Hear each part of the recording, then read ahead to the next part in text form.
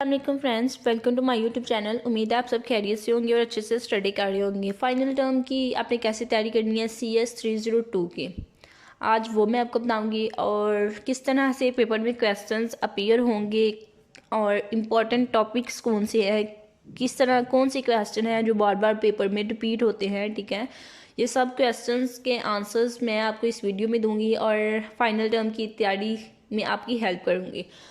तो सबसे पहले तो जो चैनल पे न्यू व्यूवर्स हैं, काइंडली वो चैनल को सब्सक्राइब कर दें और अपने फ्रेंड्स के साथ आपके जो ग्रुप्स हैं, ठीक है, उन ग्रुप्स में ये वीडियो को शेयर कीजिएगा ताकि आज जिस तरह आपकी हेल्प होगी इस तरह दूसरे स्टूडेंट्स की भी हेल्प हो सके।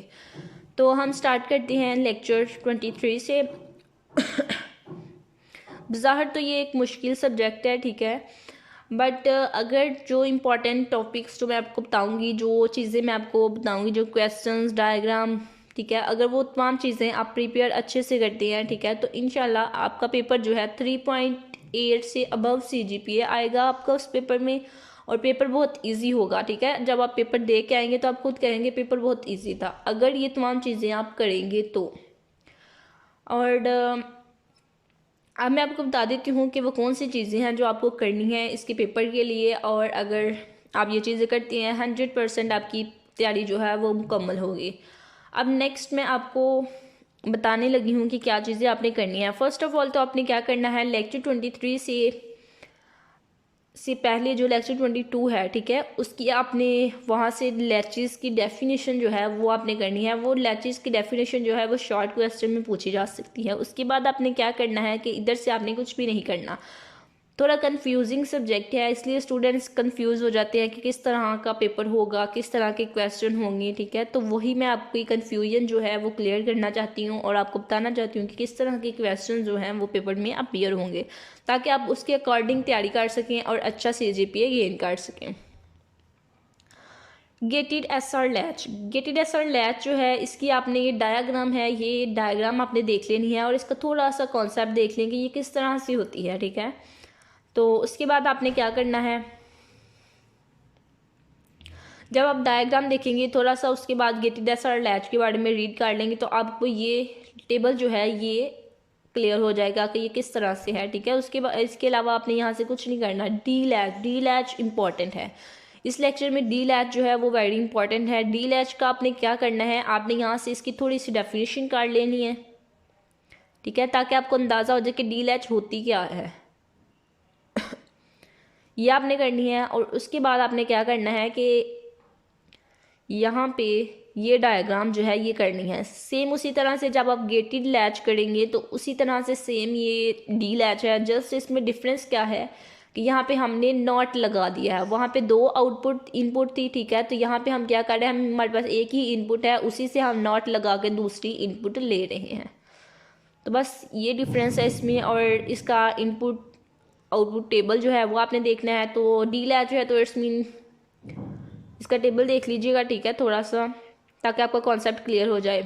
यहाँ से आपने डी लैच, उसके बाद आपने यहाँ से कुछ नहीं करना। ठीक है, यहाँ से आपने फ्लिप फ्लॉप की थोड़ी सी डेफिनेशन देखना चाहती हैं तो वो देख लेंगे। देखिए, flip flops are synchronous bistable devices. Bistable multivibrators क्या होती हैं, ये आपको MCQs में पूछा जा सकता है। ठीक है, उसके बाद आपने क्या करना है, इसमें से यहाँ से आपने मज़ीद ये करना है। ठीक है, different types of edge trigger flip flops की कितनी डिफरेंट टाइप्स हैं ये आपसे शॉर्ट क्वेश्चन में पूछा जा सकता है, इनको आपने करना है। उसके बाद आपने क्या करना है कि फ्लिप फ्लॉप जो होते हैं उनकी दो वेरिएशन होती है, एक पॉजिटिव एज ट्रिगर्ड और एक नेगेटिव। ठीक है, पॉजिटिव और नेगेटिव एज की आगे डेफिनेशन है थोड़ी। जब हम लो से हाई की तरफ जाएंगे तो वो पॉजिटिव एज ट्रिगर होगा, और जब लो से हाई से लो की तरफ आएंगे, ठीक है, तो वो नेगेटिव एज ट्रिगर होगा। जस्ट ये आपने करना है, ये MCQs के लिहाज से आपने देख लेना है। और एज ट्रिगर क्या है, ट्रांजिशन है, क्लॉक पल्स है, उसे हम एज ट्रिगर कहते हैं। ठीक है, नेक्स्ट क्या है कि edge trigger SR flip flop, ये आपने नहीं करना। मैं आपको जस्ट वही चीज़ें बताऊंगी जो इम्पॉर्टेंट है, मोस्ट इम्पॉर्टेंट है, जो पेपर में पूछी जाती हैं और जिसके हवाले से क्वेश्चन पेपर में आता है। ठीक है, तो इसके अलावा भी अगर जो मैं आपको टॉपिक्स बताऊंगी आप करना चाहें तो ज़रूर करें। नेक्स्ट क्या है, बट जो मैं बताऊंगी वो आपने मस्ट करना है। उसके बाद आपने JK flip flop, JK flip flop very important concept है। जेके फ्लिप फ्लॉप की ये डायग्राम आपने देखनी है, सेम उसी तरह से डायग्राम है जिस तरह से पीछे गेटेड की थी। जस्ट ये है कि यहाँ पे क्या किया है, यहाँ से एक इनपुट जो है वो क्या कर दिया है, इधर आके इसकी इनपुट बन ली है 2 की, और यहाँ से 3 की जो इनपुट थी, ठीक है, वो क्या बन रही है, उसको हमने मिला दिया है 1 की इनपुट से। जस्ट ये यहाँ पे फ़र्क आया, बाकी सारी डायग्राम जो है वो सेम है उस तरह से। उसके बाद आपने क्या करना है, इसकी थोड़ी सी डेफिनेशन देख लेनी है, जी के फ्लिप फ्लॉप होता क्या है, बिकॉज ये एक कॉन्सेप्ट जो है इम्पॉर्टेंट है। इसकी डायग्राम बस आपने देखनी है। उसके बाद आपने नीचे ये जो है ये रीड नहीं करना, ठीक है, ये आपको करने की ज़रूरत नहीं है। उसके बाद अगर आप टेबल देखना चाहते हैं इसके, तो टेबल देख लिए एमसीक्यूज़ के लिहाज से।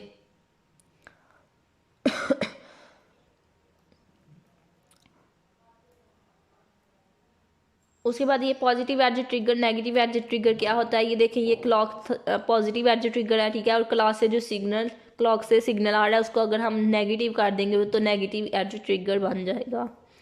बस ये आपको एमसीक्यूज़ के लिहाज से पता होना चाहिए। उसके बाद आपने क्या करना है, यहाँ से आपने इंपॉर्टेंट चीज़ जो है, ठीक है, ये क्वेश्चन जो है बहुत पूछा जाता है, रिपीटेडली पूछा जाता है, बहुत से स्टूडेंट्स को इस क्वेश्चन का पता ही नहीं है कि इसका आंसर है क्या, ठीक है, तो इसलिए मैं आपको बता रही हूँ कि ये क्या है, ठीक है। यहाँ से आपने देखना है सिंक्रोनस इनपुट्स कौन सी होती हैं, SR, JK और D। फर्स्ट ऑफ ऑल तो आपने ये करना है MCQ लिहाज से। उसके बाद आपने क्या करना है, उसके बाद ये भी आपने नीचे से थोड़ा कर लेना है कि सिंक्रोनस इनपुट्स कैसी होती हैं, ठीक है। और उसके बाद आपने यहाँ से करना है, ठीक है, ये सारा यहाँ से करना है। सिंक्रोनस के बाद असिंक्रोनस आ जाता है। असिंक्रोनस में 2 इनपुट्स होती हैं, प्री सेट एंड क्लियर, ठीक है, तो ये दो, ये भी पूछा जा सकता है असिंक्रोनस इनपुट्स लिखें तो आपने क्या लिखना है, प्री सेट या क्लियर, ठीक है। या फिर इस तरह से पूछा जा सकता है असिंक्रोनस को डिफाइन करें, डिस्क्राइब करें, तो उसकी डेफिनेशन भी ये नीचे गिवन है यहाँ से, ठीक है, ये देखें, यहाँ से लेके यहाँ तक डेफिनेशन है, ये भी आपने करनी है। इसलिए आपने ये यहाँ से लेके यहाँ तक कंप्लीट टेबल जो है ये आपने करना है। इससे आपके 3-4 क्वेश्चन जो है वो क्लियर हो जाएंगे। उसके MCQs भी जो है वो भी यहाँ से बन रहे हैं, वो भी क्लियर हो जाएंगे। उसके बाद आपने क्या करना है, नेक्स्ट ये डायग्राम करने की ज़रूरत नहीं है, ठीक है, ताकि मैं आपको कंफ्यूज नहीं करना चाहती, जस्ट वो बता रही हूँ जो पूछा जा सकता है पेपर में। उसके बाद आपने क्या करना है कि यहाँ से नहीं, यहाँ से आपने कुछ नहीं करना, जस्ट ये देख लेंगे, ये JK फ्लिप फ्लॉप एंड नहीं, ये भी नहीं करना। मास्टर स्लेव फ्लिप फ्लॉप जो है ये बहुत इंपॉर्टेंट है, ठीक है। मास्टर स्लेव फ्लिप फ्लॉप आप अगर पास पेपर देखेंगे तो उसमें भी ये क्वेश्चन बार बार पूछा गया होगा, रिपीट हुआ होगा, ठीक है, इसलिए ये मास्टर स्लेव तमाम स्टूडेंट्स ने करना है। मास्टर स्लेव के बारे में आपको थोड़ा आइडिया होना चाहिए कि मास्टर स्लेव है क्या। और उसके बाद यहाँ से है थोड़ा कि मास्टर स्लेव जो है वो क्या है, यहाँ से, ठीक है। मास्टर स्लेव जो है वो उसके 2 पार्ट्स हैं, मास्टर एंड स्लेव, दोनों को मिला के मास्टर स्लेव बन गया, और वो SR फ्लिप फ्लॉप्स गेटेड की तरह का होता है, ये भी आपने करना है। उसके बाद आपने यहाँ से करना है, हाँ जी, जस्ट यही करना है आपने, मास्टर स्लेव फ्लिप फ्लॉप की ये आपने डायग्राम देख लेनी है, सेम उसी तरह से। ये देखें, पहले हमारे पास इतना होता था, ठीक है, तो अब हमने 2 को मिला दिया, मास्टर और स्लेव 2 मिला के, ठीक है, तो दोनों को कंपोज करके हमारे पास बन गया मास्टर स्लेव फ्लिप फ्लॉप। तो ये डायग्राम आपने देख लेनी है, इतनी इंपॉर्टेंट नहीं है बट फिर भी आप देख लेना, ठीक है। उसके बाद हमारे पास क्या है, ये भी फर्स्ट लेक्चर है 23, ठीक है। उसके बाद आपने क्या करना है, उसके बाद आपने यहाँ से देखनी है कि ये पूछा जा सकता है आपको कि ऑपरेटिंग कैरेक्टरिस्टिक्स क्या है, या उनके नेम लिखें, ठीक है, तो ये आप नेम्स करने हैं तमाम स्टूडेंट्स ने। उसके बाद प्रोपोगेशन डिले कितने टाइप्स का होता है ये आपसे पूछा जा सकता है, तो आई थिंक 4 टाइप्स का प्रोपोगेशन डिले है, हाँ जी, 4 टाइप्स का प्रोपोगेशन डिले है। तो ये MCQs में आपसे पूछा जा सकता है, propagation delay TPHL, propagation delay PLH, ठीक है, तो ये आपने करना है। MCQs इसके लिहाज से तमाम स्टूडेंट्स प्रोपगेशन डिले को रीड कर लें। सेटअप टाइम इतना इंपॉर्टेंट नहीं है, इसको नहीं करना, होल्ड टाइम भी नहीं करना।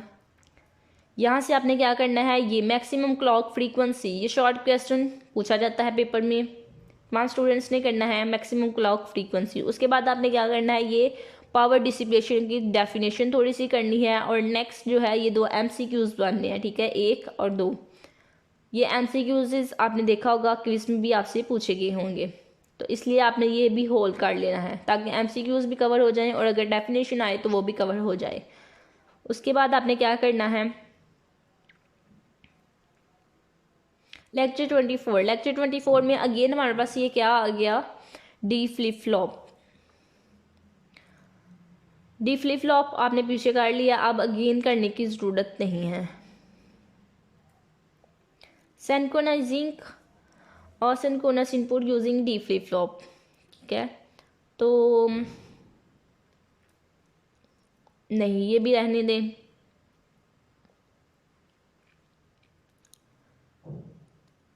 नेक्स्ट है कि ये भी नहीं करना, मल्टीपल, हाँ ये MCQs के लिहाज से पूछा जा सकता है। Micro processor use multiple bits to store information. उसके बाद ये these multiple bits flip flops are called the register, ये रजिस्टर की डेफिनेशन भी आपने करनी है MCQs इसके लिए। ये भी एक MCQs मानना है कि रजिस्टर जो है वो किस लिए यूज़ होते हैं, कॉपी डाटा करने के लिए और एक्सचेंज करने के लिए,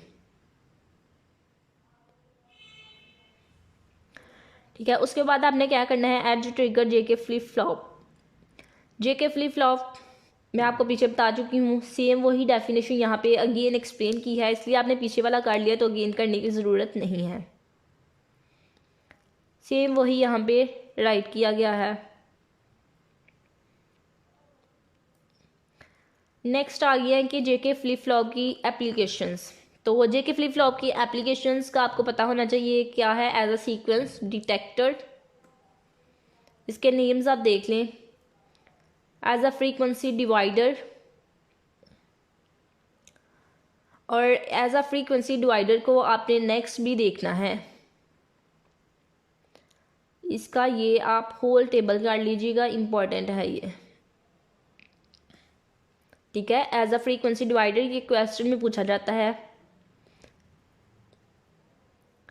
जो क्वेश्चन बन रहा है या फिर जो शॉर्ट क्वेश्चन MCQs बन रहा है वो तमाम चीज़ें मैं आपको बताई जा रही हूँ, इसी तरह से आपने करना है, ठीक है। और कोई भी चीज़ जो मैंने बताई है वो आपने नहीं छोड़नी, क्योंकि मैं वही बता रही हूँ जो मोस्ट इम्पॉर्टेंट है। उसके बाद JK flip flop as a shift register, तो यहाँ से MCQs बन रहा है, ये देखिए, multiplication and division by 2 factor of 2n where n, ठीक है। तो ये अपने MCQs के लिहाज से एक दफ़ा फुल टेबल रीड कर लीजिएगा MCQs के लिहाज से।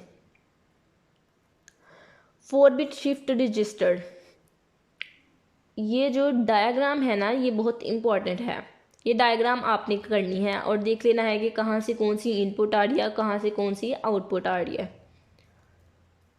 उसके बाद JK flip flop as a counter. Counter क्या है, बस इसका आपको आइडिया होना चाहिए, तो मैं आपको बता देती हूँ काउंटर क्या है। जब हम किसी चीज़ को काउंट करते हैं तो उसे हम काउंटर कहते हैं। काउंट 2 तरह के काउंट होते हैं, काउंट अप और काउंट डाउन। काउंट डाउन क्या होगा, ठीक है, अगर हम क्या करते हैं, हम 1 2 3 इस तरह से काउंट कर रहे हैं तो वो क्या होगा, काउंट अप। और अगर हम इस तरह से काउंट कर रहे हैं 3 2 1 तो ये क्या होगा, काउंट डाउन। तो बस यही यहाँ पे बताया हुआ है, इसलिए काउंटर्स क्या होते हैं थोड़ा सा आप देख लीजिएगा MCQs के हवाले से। नेक्स्ट क्या है हमारे पास, लेक्चर 25 में ये देखें अगेन वही आ गया, asynchronous preset and clear inputs. तो ये वाला टेबल यहाँ तक करना था, मैं आपको पीछे बता चुकी हूँ, ठीक है, क्लियर इनपुट्स तक। सेम वही कॉन्सेप्ट अगेन आ गया है। अब यहाँ पे ये देखें वही वाली डायग्राम है, जस्ट यहाँ पे क्या डिफरेंस आया है कि अब हमने क्या किया, हमने यहाँ से एक इनपुट जो है वो प्रीसेट क्लियर कर दी है और एक इनपुट उसकी यहाँ पे मिला दिया है, ठीक है। क्लियर प्रीसेट सिग्नल जो है वो हमने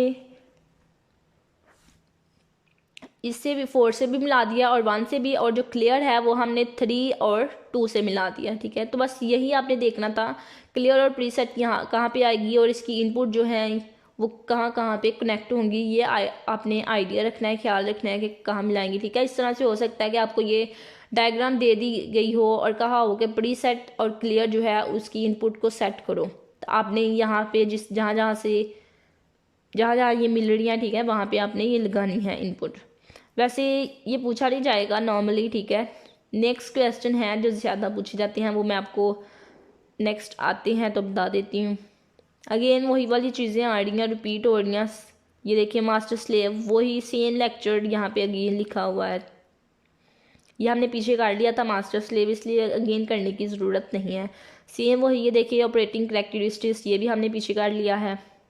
प्रोपगेशन डिले, सारा सेम लेक्चर है उसी तरह से। ये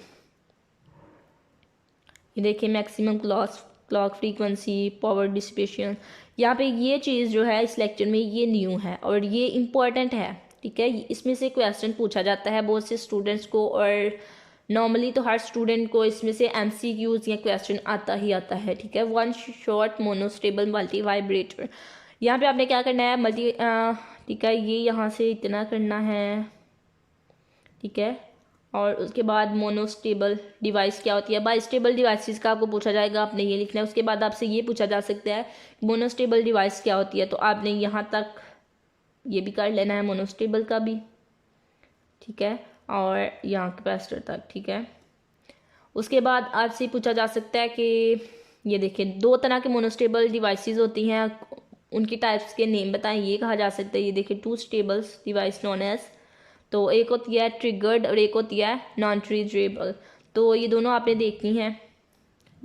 इस लेक्चर में यही एक टेबल था जो आपके करने वाला था, बाकी सारा वो ही सेम था, ठीक है।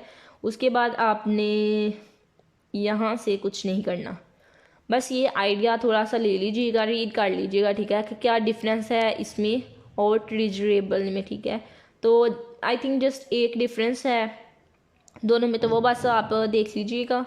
वैसे ये इतना इंपॉर्टेंट नहीं है, मोनोस्टेबल जो है वो मोस्ट इंपॉर्टेंट है। नेक्स्ट है हमारे पास लेक्चर 26। लेक्चर 26 में 555 टाइमर, ये क्वेश्चन पेपर में बार बार रिपीट हुआ है, ये क्वेश्चन आपने करना है, ये सारा ही कर लें, ठीक है। ये देखें इस तरह से भी पूछा जा सकता है ये कि अस्टेबल मल्टी वाइब्रेटर को एक्सप्लेन करें या उसके बारे में डिफाइन करें, या फिर मोनोस्टेबल वन शूट, इसको 555 टाइमर को ये भी कहते हैं मोनोस्टेबल वन शूट, या फिर अस्टेबल मल्टी वाइब्रेटर। तो इसके 3 नाम है, तीनों नामों से आपसे पूछा जा सकता है, इसलिए स्टूडेंट यहाँ पे कंफ्यूज हो जाते हैं और इसीलिए पेपर में ये क्वेश्चन आता है। तो ये क्वेश्चन 5 स्टूडेंट्स ने करना है। नेक्स्ट ये करने की ज़रूरत नहीं है। Clock skew also very important topic, ये भी तमाम स्टूडेंट्स ने करना है। सिंक्रोनस सर्किट में एक प्रॉब्लम होती है, उसे हम क्लॉक स्क्यू कहते हैं। और नेक्स्ट ये थोड़ा सा क्लॉक स्क्यू के बारे में डिफाइन किया गया है, इतना आपने कर लेना है, इसकी डायग्राम करने की ज़रूरत नहीं है।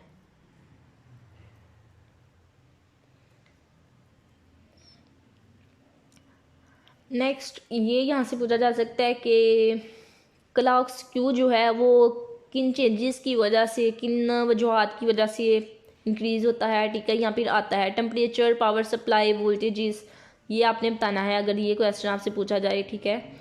तो नेक्स्ट ये भी पूछा जा सकता है क्लॉक स्क्यू को हम कैसे एलिमिनेट कर सकते हैं, कैसे कम कर सकते हैं, उसके लिए भी आपने ये 3 लाइनें आपने कर लेनी है इस टॉपिक से, ठीक है। इससे 2 क्वेश्चन भी बनने हैं और MCQs भी इसके 2 बन सकते हैं। देन हमारे पास है रेस कंडीशन।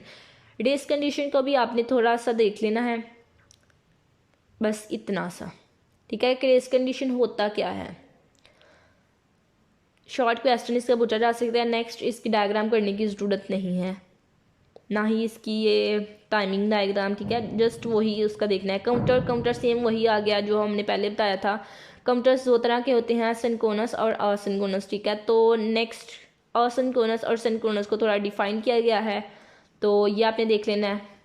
वो असिंक्रोनस था और यहाँ पे सिंक्रोनस को बताया गया, ये यहाँ से आपने।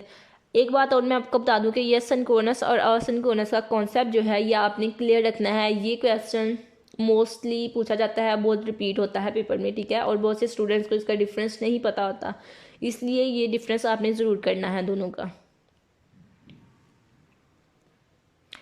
नेक्स्ट हमारे पास क्या है, रिपल काउंटर्स। ठीक है, तो रिपल काउंटर्स में ripple counters are implemented by connecting together multiple flip flop. Ripple counter आप रहने दीजिएगा, ये इतना इम्पोर्टेंट नहीं है। नेक्स्ट है हमारे पास ये वाला, आप देखना। ठीक है, 3 बिट सिंक्रोनस अप काउंटर, इसकी डायग्राम आ सकती है या फिर इस तरह से आ सकती है कि डायग्राम दी गई हो, ठीक है, उसके नाम मिसिंग हो, या फिर यहाँ पे कोई इनपुट ये F1 लगाया हो, ठीक है, और कहा हो कि इनपुट्स मिलाएं या आउटपुट मिलाएं। ठीक है, तो ये डायग्राम आपने करनी है। तमाम स्टूडेंट्स ने बार बार ये पेपर में रिपीट होती है, आप पास पेपर में भी देख सकते हैं कि ये बार बार रिपीट हुई है। प्रोपगेशन डिले सेम वही है जो हमने पीछे रीड किया था, अगेन रीड करने की ज़रूरत नहीं है।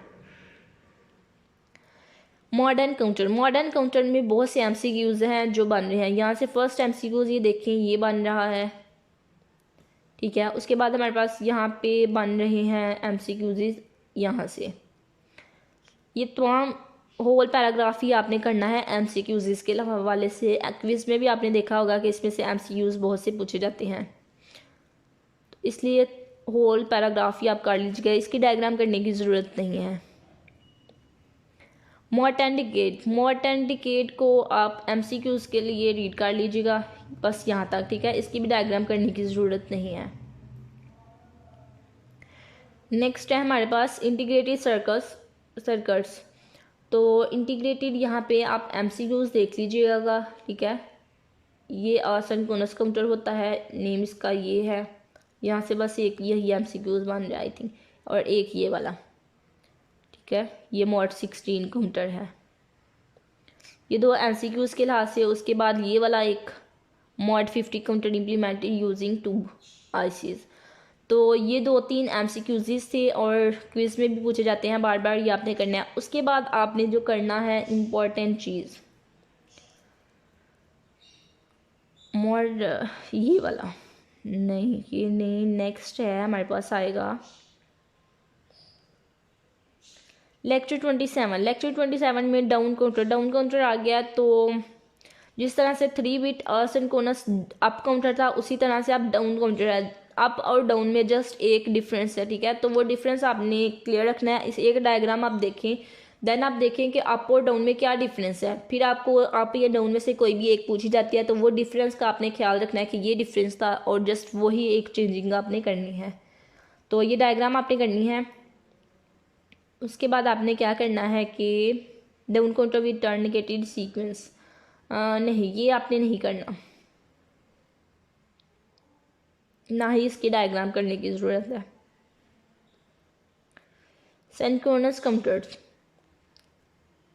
सिंक्रोनस और असिंक्रोनस काउंटर्स की डेफिनेशन मैं आपको पीछे बता चुकी हूँ, वही डेफिनेशन आपने करनी है।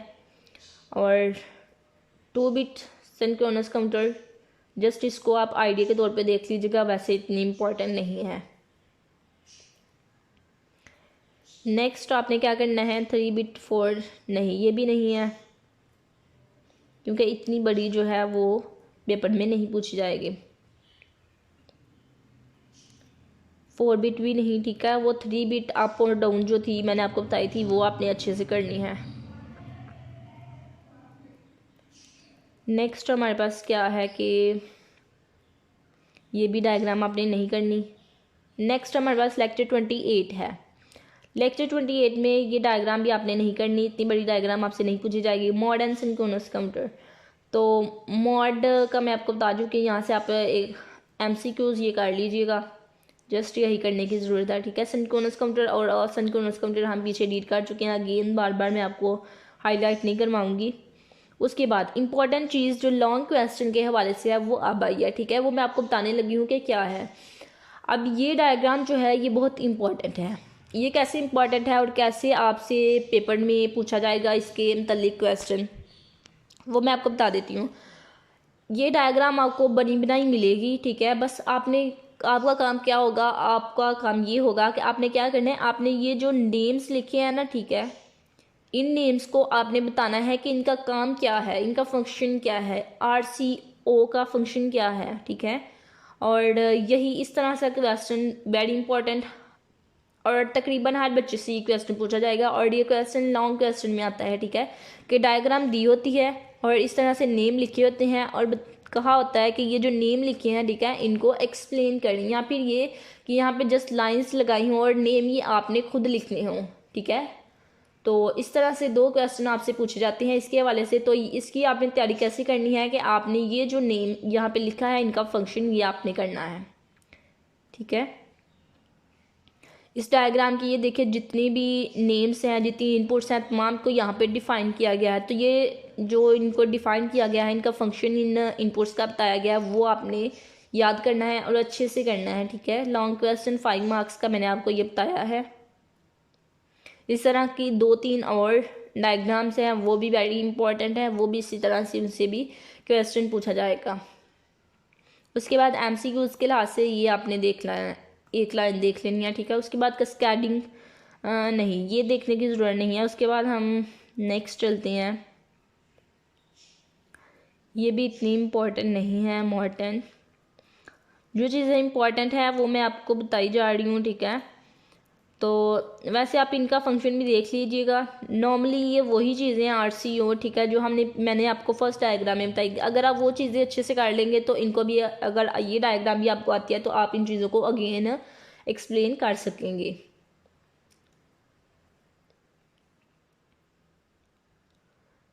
नेक्स्ट हमारे पास क्या है कि यहाँ पे MCQs के हवाले से ये देख लीजिएगा आप, कौन सा सिंक्रोनस क्लियर इनपुट रखता है और कौन सा काउंटर सिंक्रोनस इनपुट रखता है, और इन दोनों का डिफरेंस भी पूछा जाता है, 161 और 163। यहाँ पे ये कहा जा सकता है कि असिंक्रोनस क्लियर इनपुट और सिंक्रोनस क्लियर इनपुट के नेम बताओ, ठीक है, कौन सा काउंटर है जो रखता है। तो ये नेम आपने बताने, इसलिए ये एक लाइन जो है, 1.5 लाइन ये आपने अच्छे से करनी है।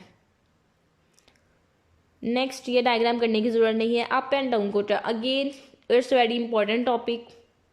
इसकी डायग्राम जो मैंने आपको पीछे बताई थी वो भी इम्पॉर्टेंट थी, ठीक है, और इसका ये टेबल जो है ये भी इम्पॉर्टेंट है। ये मैं आपको थोड़ा सा एक्सप्लेन कर देती हूँ कि ये किस तरह से, यहाँ से आपने ये डेफिनेशन थोड़ी सी कर लेनी है। अप एंड डाउन काउंटर वही है कि जब हम 1 2 3, ठीक है, इस तरह से करते हैं तो वो अप होता है, जब हम 3 2 1 पीछे की तरफ जाते हैं तो वो डाउन काउंटर होता है। तो यही यहाँ पे टेबल पे बताया हुआ है। तो ये आपको इस तरह से पूछा जा सकता है 3 बिट सिंक्रोनस काउंटर का अप टेबल लिखें या डाउन टेबल लिखें, ठीक है, इस तरह से ये पूछा जाएगा। तो ये देखें, क्लॉक पल्स 1 2 3 1 से 7 तक, Q1 Q2 Q3। तो अब ये देखें, जब तमाम इनपुट 0 थी तो 1, एक इनपुट 1 हुई तो 2 की पावर 0 जो होती है आपको पता है 1 होती है, तो इट्स मीन 1 हो गया, ठीक है। 2 की पावर 1 जो होती है वो क्या होती है 2, इट्स मीन कि ये 2 होगी, ठीक है। इस तरह से है 1 2 3 7 तक। अब ये देखें यहाँ पे तीनों 1 है, इट्स मीन के 7 होगी है। तो यही सेम उसी तरह से डाउन में क्या होगा, डाउन में हम ये इनपुट्स जो है ये उल्ट कर लेंगे, ठीक है। अब ये देखें, 111 हम पहले दे रहे हैं, फिर 2 1, फिर 1 और 1, ठीक है, और लास्ट पे तीनों 0 हैं। सेम उसी तरह से जस्ट उसको उलट कर लें तो वो डाउन बन जाता है। तो ये आप करना 3 बिट अप एंड डाउन। उसके बाद हमारे पास है लेक्चर 29। लेक्चर 29 में ये देखिए अगेन आ गया 3 बिट सिंक्रोनस डाउन काउंटर। ये डायग्राम आपने देखनी है, इसकी इनपुट्स कहाँ पे कौन सी इनपुट मिलाई है, कहाँ पे कौन सी आउटपुट किसके साथ मिली है, ठीक है, कौन से फ्लिप फ्लॉप से, और ये एंड की इनपुट्स कहाँ से आ रही हैं ये आपने देख लेना। नेक्स्ट है हमारे पास आप एंड, ये नहीं आपने करना, ये ज़्यादा बड़ी डायग्राम आ गई है। अगेन ये देखिए मैंने आपको बताया था नेक्स्ट अगेन आएंगे।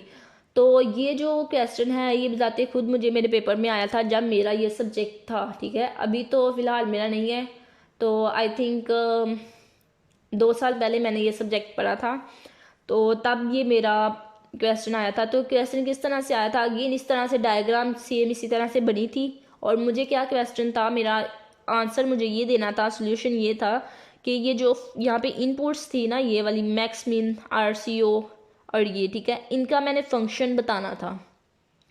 तो फंक्शन, अगेन आपको फंक्शन का कैसे पता चलेगा, अगेन आप ये रीड करें, ठीक है। ये रीड करेंगे तो आपको इन फंक्शंस का पता चल जाएगा। इसलिए ये आपने अगेन तमाम स्टूडेंट्स ने ये करके जाना है, किसी स्टूडेंट्स ने ये क्वेश्चन नहीं छोड़ना। 5 मार्क्स का ये क्वेश्चन है, ठीक है। वो जो पीछे वाला था थोड़ा सा डिफरेंट था, स्लाइटली डिफरेंट था, और थोड़ा सा इसमें डिफरेंस है। नेम देखें वही है इनपुट्स के, और सेम उसी तरह से उनको डिफ़ाइन किया है। नेक्स्ट हम चले जाते हैं, यही था यहाँ से इम्पोर्टेंट, आई थिंक यहाँ पे ग्लिचेस था। तो ये ग्लिचेस क्या होते हैं, इसकी डेफिनेशन आपने करनी है, और इन ग्लिचेस को कैसे हम कम कर सकते हैं, ओवरकम, ठीक है। यहाँ से ग्लिचेस क्या हैं इसकी डेफिनेशन करनी है, एमसीक्यूज में पूछे जा सकते हैं। ग्लिचेस को कैसे रिमूव किया जा सकता है, कैसे ओवरकम किया जा सकता है, ठीक है। इस तरह से ये क्वेश्चन पूछा जा सकता है। ये आपने 3 लाइनें कर लेनी है। बहुत बारीकी से मैंने आपके हैंडओवर्स को देखा है, और एवरी इंपॉर्टेंट चीज़ जो है वो मैं आपको बता रही हूँ। उसके बाद ये देखें, यहाँ से एमसीक्यूज पढ़ना है। डिवाइड बाय 50 काउंटर, ठीक है, डिवाइड बाय 60। उसके बाद ये वाला, ये 2-3 एमसीक्यूज पढ़ने हैं और इम्पॉर्टेंट है, ये बार बार पूछे जाते हैं। उम्मीद है कि आपसे एमसीक्यूज में जो क्विज़ेस हुए हैं, ठीक है, उसमें भी आपसे ये पूछा गया होगा। नेक्स्ट हम चले जाते हैं, इसमें से कुछ भी नहीं है।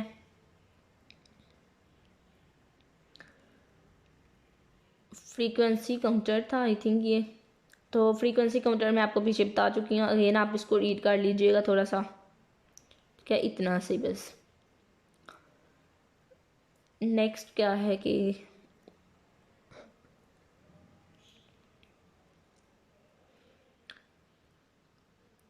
ये क्या था, down design of synchronous counter, नहीं ये भी आपने कहना। स्टेट मशीन, स्टेट मशीन आपने करना है कि स्टेट मशीन होती क्या है, ठीक है। यहाँ से आप ये रीड कीजिएगा, स्टेट मशीन का आपको आइडिया होना चाहिए। यहाँ से स्टेट मशीन या एक्साइटेशन वेरिएबल्स क्या होते हैं, ठीक है। एक्साइटेशन वेरिएबल, ये देखें दरमियान में आके क्वेश्चन छुपा है, तो इस तरह के क्वेश्चन ही पूछे जाते हैं। ये तमाम पैराग्राफ ही आप रीड कर लीजिएगा, ठीक है। इसमें से 2 क्वेश्चन मारने हैं, एक स्टेट मशीन और एक एक्साइटेशन वेरिएबल्स। उसके बाद आपको क्या करना है, यहाँ से ये वाली डायग्राम, ये डायग्राम तमाम स्टूडेंट्स को आनी चाहिए। 3 बिट आप काउंटर की स्टेट डायग्राम, ठीक है, इसको हम स्टेट डायग्राम कहते हैं। और सेम उसी तरह से अप काउंटर है, तो ये देखिए पहले 0 था, फिर 1 2 3, इसी तरह से 7, ठीक है। तो ये स्टेट डायग्राम है आप 3 बिट अप काउंटर की, इसको आपने करना है। सेम उसी तरह से टेबल है जिस तरह से पीछे था। उसके बाद कर्नफ मैप, कर्नफ मैप आई थिंक आपने मिड टर्म में सीखा होगा, और अगर सीखा है तो इसको आप अगेन देख लीजिएगा, आपका थोड़ा रिपीट हो जाएगा। सेम उसी तरह से है। उसके बाद ये एक्सप्रेशंस जो है ये आपने एमसीक्यूज़ के लिहाज से करनी है। साथ में आपको जो एमसीक्यूज़ मुझे नज़र आ रहा है वो भी मैं बताई जा रही हूँ कि कौन सा है इम्पॉर्टेंट और कौन सा नहीं। उसके बाद ये देखें पहले हमारे पास जो स्टेट डायग्राम थी वो जस्ट अप की थी, ठीक है। तो यहाँ पे हमारे पास जो है ये अप और डाउन दोनों की है। अप और डाउन की कैसी है ये देखें, जब हमारे पास एक्स वेरिएबल 0 होगा तो हम अप जाते जाएंगे, ठीक है। और जब हमारे पास एक्स की वैल्यू 1 होगी तो हम क्या करेंगे, हम डाउन जाएंगे इस तरह से। तो ये अप और डाउन दोनों का हो गया। ये स्टेट डायग्राम आपने देखनी है। कर्नफ मैप जो है ये इतना इंपॉर्टेंट नहीं है, बिकॉज ये इंपॉर्टेंट था मिड टर्म में, तो मिड टर्म में उम्मीद है आपने क्लियर कर लिया होगा। नेक्स्ट है 30 लेक्चर 30 में हमारे पास डिजिटल क्लॉक। डिजिटल क्लॉक को आपको देखने की ज़रूरत नहीं है, बहुत बोर्डिंग सा टॉपिक है ये, और इतना इंपॉर्टेंट भी नहीं है। नेक्स्ट ये इसकी डायग्राम भी नहीं करनी। ये क्या है, फ्रीक्वेंसी काउंटर। फ्रीक्वेंसी काउंटर ये देखिए अगेन रिपीट हुआ है, 3 दफ़ा ये आ गया, ठीक है। तो इसलिए आपने 1 दफ़ा तो एटलीस्ट ज़रूर करना है। फ्रीक्वेंसी काउंटर जो है इंपॉर्टेंट क्वेश्चन है, मैं पहले भी आपको बता चुकी हूँ, और ये देखें बार बार रिपीट भी हो रहा है, ये इट्स मीन कि ये इंपॉर्टेंट है। डिज़ाइन ऑफ सिंक्रोनस काउंटर ये हमने पीछे भी देखा था, सेम वही आ गया। क्लॉक्ड सिंक्रोनस स्टेट मशीन, ठीक है। तो यहाँ पे आप स्टेट मशीन की डायग्राम मैंने आपको ये दिखा दी थी। आई थिंक ये सारा हमने कर लिया है। हाँ, यहाँ पे जो इम्पोर्टेंट चीज़ है ये देखें, यहाँ पे एक क्वेश्चन बनना था। ये देखें एक्साइटेशन वेरिएबल्स, यहाँ पीछे हम ये टेबल रीड कर चुके हैं, ये आपको गेन नहीं करना। आपको यहाँ पे क्या करना है, यहाँ पे आपको स्टेट और मिली और मोनो मशीन की डेफिनेशन करनी है। दो मशीन्स हैं आपके पास, एक मिली मशीन और एक मोनो मशीन। तो इसकी डेफिनेशंस आपने करनी है, एमसीक्यूज के हवाले से पूछी जा सकती है। आप लोग क्या करते हैं, पूरे हैंडआउट्स को रीड नहीं करते, इसीलिए आपको क्वेश्चंस जो हैं एमसीक्यूज हैं वो मिलते नहीं हैं। अदरवाइज ये क्वेश्चन और एमसीक्यूज जितने भी पेपर में आते हैं वो हमारे हैंडआउट से ही होते हैं। बट जब हम रीड ही नहीं करेंगे फुल हैंडआउट्स तो हमें कैसे पता चलेगा कि वो हैंडआउट से हैं या नहीं।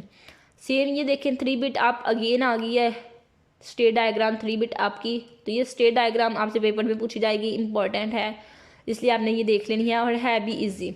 नेक्स्ट है लेक्चर 31। लेक्चर 31 में अगेन स्टेट टेबल ये नहीं करना, ये सारा वही आ गया अगेन जो हम पीछे देख के आए थे जब हमने ये स्टेट डायग्राम देखी थी। ठीक है, एसआर फ्लिप फ्लॉप्स। नेक्स्ट यहाँ से आपने क्या करना है,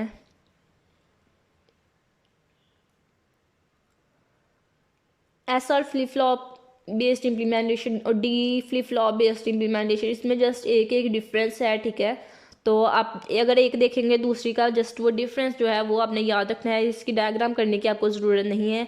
अगेन ये 3 बिट अप डाउन काउंटर ये आपने करना है,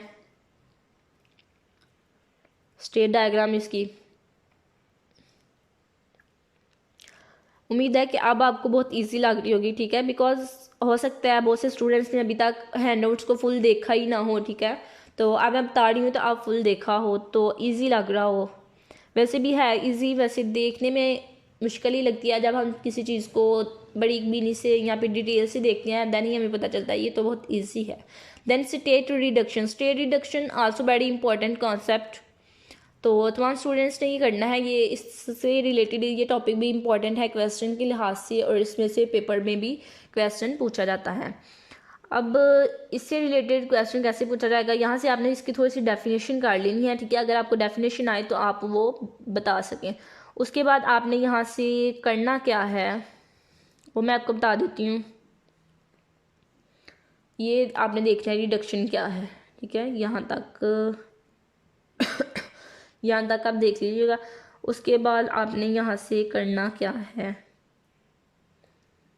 ये स्टेट रिडक्शन। ठीक है, ये देखो स्टेट रिडक्शन हमारे पास ये डायग्राम थी। ठीक है, तो इसको हमने स्टेट रिडक्शन की, एलिमिनेशन की। एलिमिनेशन से क्या हुआ कि नंबर ऑफ फ्लिप फ्लॉप जो थे वो रिड्यूस हुए। ये भी आपने देख लेना है कि स्टेट रिडक्शन से एलिमिनेशन से क्या होता है कि नंबर ऑफ फ्लिप फ्लॉप जो होते हैं वो लेस होते हैं एमसीक्यूज़ के लिहाज से।